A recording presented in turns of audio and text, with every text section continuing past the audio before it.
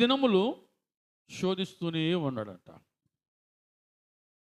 అప్పుడప్పుడు మనం అనుకుంటూ ఉంటాం, ఈరోజు బాగా ప్రార్థన చేద్దాం అనుకున్న నాన్నయ్య, చెప్పండి, ఈరోజు బాగా ప్రార్థన చేద్దాం అనుకున్నా, కానీ శోధన వచ్చి పడింది. ఈ శోధకుడి వలన ఈరోజు నేను అనుకున్న పని చేయలేకపోయా.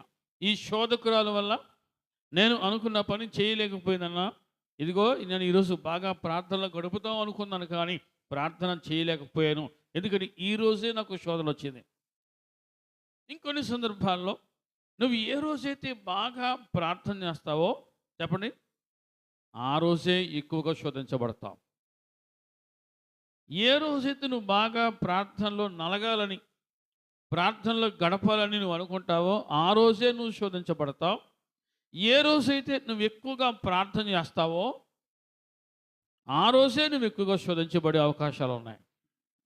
అర్థమవుతుంది అన్న వాళ్ళు చెప్పండి హల్లెలూయా. నువ్వు ప్రార్థన చేద్దాం అనుకున్న రోజే శోధన రావచ్చు, లేదా బాగా ప్రార్థన చేసుకున్న రోజే శోధన రావచ్చు. ఎందుకంటే వాడు ఎప్పుడు కూడా ప్రక్కనే పొంచి ఉంటాడు. ఎవరో? శోధకుడు. వాడి పని ఏంటి అంటే శోధించడం. వాడి పని ఏమిటి అంటే శోధించడం.